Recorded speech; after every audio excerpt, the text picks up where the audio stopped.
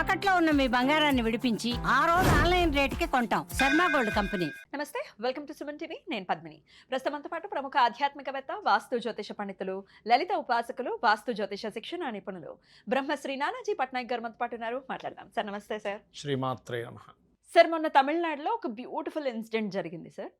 ఒక జిహెచ్ఎంసీలో వర్క్ చేసే ఒక ఆవిడ 45 lakhs వర్త్ గోల్డ్ బ్యాగ్ తనకి దొరికితే తను తిరిగి ఇచ్చేశారు.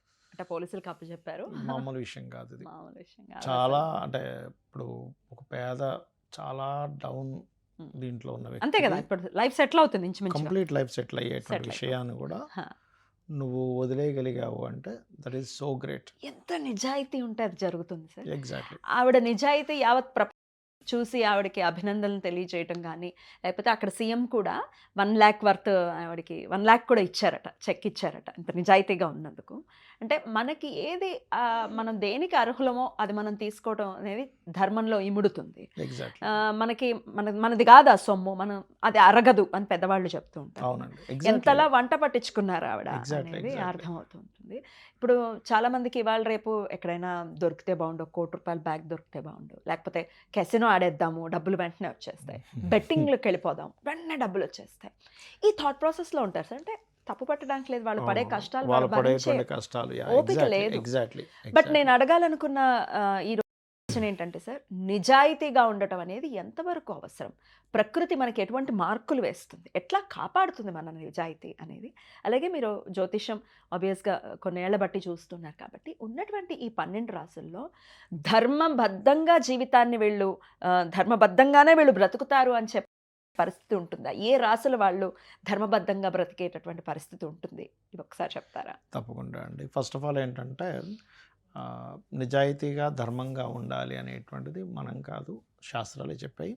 అమ్మవారే దానికి ఇది అంటే ధర్మాధ్యక్ష, ధనాధ్యక్ష, ధనధాన్య విబద్ధనే నామం ఉంటుంది లలిత సహస్రనామాల్లో. ధర్మానికి అధ్యక్షురాలట ఆవిడ. అంటే నువ్వు ధర్మంగా ఉంటే అమ్మవారికి ఎంత దగ్గరగా ఉంటావు అనేది మనం అర్థం చేసుకోగలగాలి. ధర్మం అంటే ఏమిటి ఇక్కడ? ఇప్పుడు ఆవిడకి దొరికింది, ఇది నాది కాదు అనుకుంది, ఇచ్చేసింది, తీసుకెళ్ళి పొజిషన్లో ఇచ్చేసింది. ఇప్పుడు ఆవిడ ఎగ్జాంపుల్ ఆల్మోస్ట్ 300 grams అంటే ఇవాళ రేపు అది ఈక్వల్ టు ఒక 50 lakhs ఆఫ్ వర్త్. ఇవాళ ఉన్న గోల్డ్ రేట్తో పోల్చుకుంటే 300 grams is equal to 50 lakhs. 50 lakhs 50 ఉండొచ్చు, ఒక అటు ఇటుగా ఉండొచ్చు, ఏదైనా 50 lakhs అనుకుందాం రఫ్గా. 50 lakhs ఆవిడ తీసుకుంటే ఆవిడ లైఫ్ సెటిల్ అయిపోవచ్చు, ఖచ్చితంగా సెటిల్ అవ్వచ్చు ఆవిడున్న స్టేజ్కి. కానీ ఎందుకు తీసుకోలేదు అంటే, ఒకటి వాళ్ళ తల్లిదండ్రులు కావచ్చు, ఆవిడ పెంపకం కావచ్చు, మీరు అన్నట్టుగా కాంబినేషన్స్ ఆఫ్ ప్లానెట్స్ అంటారు. అంటే ధర్మ కర్మాది యోగం అని ఉంటుందండి జన్మజాతకంలో. శని గురువు కాంబినేషన్ ఇది ధర్మ కర్మాది యోగం. లేదా ధర్మంగానే ఉంటారు. గురువు ఎంత బాగుంటే అంత ధర్మబద్ధంగా ఉంటారు. గురువు పాడవకూడదు, మళ్ళీ గురువు పాడితే గురు చండాల యోగం ఏర్పడుతుంది. చూడ్డానికి మాత్రం బయటకు నేను ధర్మంగా ఉన్నాను అందరికీ ఇలా అదే చెప్తారు. నేను చాలా డౌట్ పడతాను, ఎవరైనా అదే పనిగా చెప్తున్నాను అనుకోండి, ఏమిటి ఇది ఏదో తేడా ఉన్నట్టు, అందుకే ప్రతిసారి కనబడ్డ ప్రతి ఒక్కరే చెప్తున్నారు, అంటే కవర్ చేసుకోవడానికి.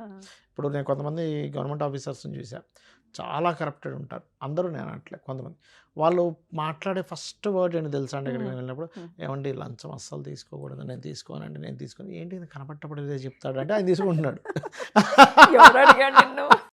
అడక్కపోయినా చెప్తున్నా అంటే పోలీసులట నాకు మొన్న, అంటే కొంతమంది ఫ్రెండ్స్ అదే ఉంటుంటారు కదా, మేము ఒకటే గుర్తుపెట్టుకుంటాము, వాడు పని కట్టుకుని అదే చెప్తున్నా అంటే అక్కడే ఉంది ఆన్సర్. అర్థమైందా? అట్లా ఏంటంటే ధర్మాధ్యక్ష, ధనాధ్యక్ష, ధనధాన్య విబద్ధినియే నమః. ఈ నామము నీకు ధర్మబద్ధంగా నడుచుకోవడానికి, ధర్మానికి అధ్యక్షురాలు అమ్మవారు అంటే మనం ఎంత ధర్మబద్ధంగా ఉండాలనేటువంటి విషయాన్ని అమ్మవారు చెప్తుంది అనే విషయం మనకు అర్థమవుతూ ఉంటుంది అక్కడ. అయితే ఇప్పుడు 50 లక్షలు పెడితే ఆవిడకి వచ్చినంత ఇది వస్తుందా చెప్పండి? ఎంతమందిని ఇన్స్పైర్ చేస్తుంది అసలు ఇలాంటి వీడియోలు కదా మనం మాట్లాడాల్సింది. ఎగ్జాక్ట్లీ. ఖచ్చితంగా మీకు గనక ఆవిడ ఫోటో అది ఉంటే డిస్ప్లే చేయండి. చేశాను సార్, ఆల్రెడీ చేశారా? రైట్. ఎందుకంటే ఎప్పుడు కూడా సరే సొసైటీలో చాలా ఫ్రాడ్స్ జరుగుతుంటాయి. ఇవాళ రేపు ఏమైపోయిందంటే సోషల్ మీడియాలో ఫ్రాడ్ జరిగేవాడిని విపరీతంగా ట్రోల్ చేస్తున్నాం. ఒక చెడు జరిగింది, ఒక యాక్సిడెంట్ జరిగింది, చేస్తూ ఉన్నాం. చాలామంది అంటుంటారు, ఏమండి ఇవాళ రేపు నిజాయితీకి లేదు, ధనానికే ఎప్పుడైనా సరే డబ్బులు ఉన్న వాడికి వాల్యూస్ ఇస్తున్నారు. మొన్న కూడా మా ఫ్రెండ్ ఒకళ్ళు ఇలాగే అన్నారు. అంటే నేను అన్నాను, అవసరం ఉంది డబ్బులు ప్రతి మనిషికి, అందుకని దాని వెంట పడుతున్నాడు. కానీ ఎప్పుడైతే నిజాయితీగా ఉండే వాళ్ళని ప్రపంచం మొత్తము గౌరవించడం ప్రారంభిస్తుందో, ఓహో నిజాయితీకి ఎంత పవర్ ఉందా. ఆవిడ ఒక ఆ బంగారాన్ని అమ్మేసుకొని సెటిల్ అయిపోవచ్చు, కానీ జీవితాంతం బాధపడుతూ ఉండేది. అవునా? ఎందుకంటే చెప్తా వినండి, బంగారము దానం ఇస్తే తీసుకుంటే కూడా కష్టం అండి, తెలుసా మీకు? అట్లా మరి Not మనకి only బంగారం దొరికిందని అనే కాదు. సంతోషపడకూడదా? సంతోషపడకూడదు. ఇప్పుడు బంగారం సువర్ణ దానము అని చెప్పి ఉంటుంది మనకి అవును సార్, వీటిలో. అవును. గురువు పాడైతే చేస్తూ ఉంటారు. జూపిటర్ కనుక బాగా పాడైతే సువర్ణదానం చేయాలని చెప్పి చెప్తూ ఉంటారు. గురువైనా రవైనా పాడైనప్పుడు తీసుకుని నిజంగా శాస్త్రం తెలిసిన వాళ్ళు అంత ఈజీగా తీసుకోరు. తీసుకుంటే కొన్ని లక్షల జపం చేయాలి, గాయత్రి చేసుకుంటూ ఉండాలి. లేకపోతే అది మామూలుగా ఉండదు, వంశాలు వంశాలు లేపేస్తుంది అది. అమ్మ బాబోయ్, భలే దొరికింది అని సంకలు గుద్దుకుని అమ్మేసుకుని. కాదు, అంటే ఇక్కడ ఏంటంటే నేను చెప్పేది, నువ్వు దానం తీసుకుంటేనే అంత జపం చేయాలి, నీకు దొరికింది కదా అని వాడేసుకుంటే పరిస్థితి ఏంటి? ఇది ఎవరిదో తెలుసుకొని నువ్వు వాళ్ళకి ఇవ్వడం ఈజ్ గొప్పతనం కదా అక్కడ. డెఫినెట్లీ. ఎవడు చూసాడు, ఆమె ఇంటికి పట్టుకుపోవచ్చు, చక్కగా అమ్మేసుకోవచ్చు. చెత్తకుప్పలో దొరికిందంట బై ద వే. చెత్తకుప్పలో దొరికింది, ఎవరో పడిపోయిందో పడేసారో, మొత్తం మీద జరిగింది, ఏదో అన్ఎక్స్పెక్టెడ్ పడిపోదని జరిగింది ఉంటుంది. ఇక్కడ ఏంటంటే ధర్మబద్ధంగా ఎవరైనా నివసిస్తున్నారంటే ఒకటి ధర్మకర్మ ఆదియోగం, లేదా వాళ్ళ జన్మజాతకంలో గురుబలం బాగుందని అర్థం. గురుబలం బాగోకపోతే గురువుకే పంగనామాలు పెడతారు. అంటే ఎవరైతే వాళ్ళకి మంచి చేస్తారో, ఎవరైతే వాళ్ళకి మంచి గైడింగ్ ఇస్తారో వాళ్ళని ఇబ్బంది పెడతారు గురువు పాడైతే. అందుకే పాతకాలంలో ఒకరికి ఎవరికైనా విద్య నేర్పించాలంటే గురుస్థానం ఎలా ఉందో చూసారు, 9వ స్థానం ఎలా ఉందో చూసేవారు. 9వ స్థానం బాగున్నా ధర్మబద్ధంగా ఉంటారు, గురువు బాగున్నా ధర్మబద్ధంగా ఉంటారు, ధర్మకర్మాది యోగం ఉన్నా ధర్మబద్ధంగా ఉంటారు. ఈ ద్వాదశ రాశుల గురించి ఏ రాశుల వాళ్ళు ఎంతో కొంత ధర్మాన్ని, గురువు రాసులు అంటే ఒకటండి, గురువు యొక్క రాసులు ఉన్నాయనుకోండి. ఐ మీన్ ఉదాహరణకి ధనస్సు, మీనము, గురువు పంచమాధిపతి అయినవి, భాగ్యాధిపతి అయినవి అంటే వృశ్చికము, సింహం, ఇలా ఉంటాయి, నేను కాదనట్లా. కాకపోతే ఇక్కడ రూల్ ఏమిటి అంటే వేరే వాళ్ళు ధర్మంగా ఉంటారు అంటే అలా ఏమీ కాదు. మీకు గురుకర్మ యోగం ఉంది, ఎనీ లగ్న కొంత ధర్మబద్ధంగా ఉంటారు. 9వ అధిపతి బాగున్నాడు, ఎనీ లగ్న, ఎనీ రాశి, ఎనీ నక్షత్రం ఖచ్చితంగా వాళ్ళు ధర్మంగా ఉంటారు. సిచ్యువేషన్స్ ఎలా అంటే విపరీతమైన ఇబ్బందుల్లోకి వెళ్ళిపోయిన వాళ్ళు ధర్మంగానే ఉంటారు, నేను చూసా. అంటే అసలు నేను కొన్ని కేసెస్ అయితే చూశాను, తిండికి కూడా లేకుండా ఉన్నా కూడా లేదు నేను తప్పు చేయను, నేను ధర్మంగా ఉంటాను. కానీ ఆ ధర్మం వాళ్ళని కాపాడుతుందండి. ధర్మ దేవత అని ఒకటి ఉంటుంది, ధర్మానికి ఉంటే పోర్ట్ఫోలియో ఉంటుంది. ధర్మ అధ్యక్ష, ధనాధ్యక్ష, ధర్మానికి అధ్యక్షురాలు ఆవిడ ఫస్ట్. అమ్మవారి యొక్క అనుగ్రహం మీ ధర్మంగా ఉంటే ఉన్నట్టే. ఎన్ని పూజలు చేసినా మీకు అమ్మవారు రావాలని రూల్ లేదు, కానీ ధర్మంగా ఉంటే అక్కడే ఉంటుంది. అంటే ఏమిటి ధర్మం? చాలామంది ఏమంటారు ధర్మంగా ఉండదు అంటే ఇదో ఏం కాదు, మీరు చేసేది నిజాయితీగా చేస్తున్నారు లేదు. ఏ పనైనా పంచర్లు వేసుకునేవాడు కూడా వాడు ఒక పంచర్ అయిందని ఒక పంచరే చేసి మనం అటు పోయాం చేసేవడం ఈజ్ ధర్మం. అలా కాకుండా పక్క పోయాడు కదా ఇంకొక అన్నం పొడిచేసి ఏమంటే 2 అయ్యాయి అని చెప్తారు. నువ్వు ఇక్కడ బొక్క పెడితే ఇంకో దగ్గర బొక్క పడుతూనే ఉంటుంది మనకి. నిజం, సీరియస్గా అండి. నేను చాలా భయపడతా, చాలా అంటే చాలా భయపడతా నేను. అమ్మో ఇది ఎక్కడ తగులుతుందిరా నాయన, రుణపడిపోతామండి. ఎవరిదైనా మనం తీసుకున్నామంటే, రూపాయి తీసుకున్నామంటే, ఎందుకంటే ఈ ఆలయాల్లో ఏదైనా తిరుపతి వెళ్ళినప్పుడు మనకి అక్కడ అన్న ఇవి ఉంటాయి చూసారా, అక్కడ వెళ్ళినప్పుడు కూడా మనం ఎంతో కొంత రాసేయాలి అక్కడ. ఫ్రీగా దొరికేస్తుంది కానీ తినేసి వచ్చేయకూడదు, అంత ఈజీ కాదు. అందుకే మన వాళ్ళు ఏదైనా అతిథిగా వెళ్ళినప్పుడు కూడా పళ్ళు పట్టుకెళ్ళమంటారు. వాళ్ళ ఇంట్లో మనం ఏదో తినేసి వస్తాం, అతిథి మర్యాదగా వాళ్ళు పెడతారు. వాళ్ళకి పొలాలు, చిన్నపిల్లలు ఉంటే ఏవో కొనుక్కొని వెళ్ళాలి. ఇవాళ రేపు ఏమైపోయిందంటే కొంతమంది ఉన్నారు, నేను అసలు అంటే వాళ్ళ ఆర్థిక పరిస్థితి బాగోకపోతే దట్ ఈస్ డిఫరెంట్ కేసు, కానీ ఎక్కడ ఫంక్షన్ దొరుకుతుందో వెళ్ళిపోయి తినేస్తారు. అసలు ముక్కు మొహం తెలియపోయినా చూసా. అలాంటి వాళ్ళని చూసి బాబో ఇదేమిట్రా ఇలా తయారవుతున్నారు జనాలు. అంటే ఇప్పుడు నిజంగా పేదవాళ్ళు ఉన్నారు, పాపం వాళ్ళకి తిండికి కూడా కష్టం ఉంది, అలాంటి వాళ్ళు వెళ్ళి తిన్నారంటే ఒక అర్థం ఉంది. పాపం కడుపు నింపుకోవడం కోసం వాళ్ళు వెళ్ళారు, తప్పు లేదు అందులో. ఇప్పుడు హాస్పిటల్స్ దగ్గర మొన్న నేను వస్తున్నా, అదేదో 10 రూపాయలు భోజనం మీద ఉంటుందండి, మంచి మంచి డ్రెస్సులు వేసుకొని షూ వేసుకుని కూడా అక్కడ నిలబడిపోయి తినేస్తున్నాడు. నేను మా అభిషేక్ డ్రైవర్తో ఉన్నా, ఏమిటి వీళ్ళు ఇట్లాగా లేని మా వాళ్ళ పిఏ- కోసం మా కదా పిఏతో అది అన్న పెట్టింది. ఏమిటిది ఇదేమిటి ఇంత మంచిగా ఉన్న వాళ్ళు లైన్లో నిలబడి తినేస్తున్నారు ఉమ్. 10 రూపాయలు దొరుకుతుందని ఫ్రీ 10 రూపాయలు కదా సారీ ఫ్రీ అది ఫ్రీది అది గుడి దగ్గర పెడుతుంది తినేస్తున్నారు. సరే ప్రసాదం అనే భావంతో తీసుకుంటున్నావు తప్పు లేదండి. అంత తీసుకొని వెళ్ళిపోవాలి. ఇంత తీసుకొని ప్రసాదంగా తీసుకొని మ్మ్. తినిపో.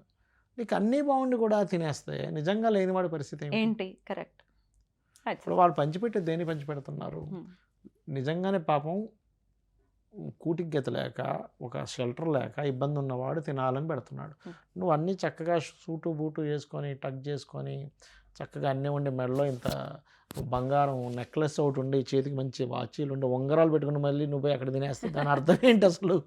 తెలియక అంతే అంటే రుణపడతామని తెలియక. నేనేమంటున్నానంటే కొంతమందికి పాపం చూడడానికి సూటు బూటు ఉన్నా కూడా ప్రాబ్లం ఉండొచ్చండి. మనం అంతే. అదేదో అంటారు చూసారా Predict కవర్ని చేయలేము. చూసి మనం ప్రిడిక్ట్ చేయలేమని ఉండొచ్చు. పోనీ అలాంటి వాళ్ళు తిన్నారంటే వేరే. అన్నీ ఉండి నువ్వు వెళ్ళిపోయి అక్కడ లైన్లో నిలబడిపోయి తినేయడం ఏమిట్రా బాబు ఈ కక్కుర్తి ఏంటి అనిపిస్తుంది కొంతమంది చూస్తే. కక్కుర్తికి అంటే వెళ్ళొద్దు. నేను ఈ ఉదాహరణ ఎందుకు చెప్తున్నా అంటే ఏమీ లేని ఆవిడ 50 లక్షల బంగారం దొరికితే ఇచ్చేసిందంటే ఎంత నిజాయితీగా ఉన్నారు. ఖచ్చితంగా.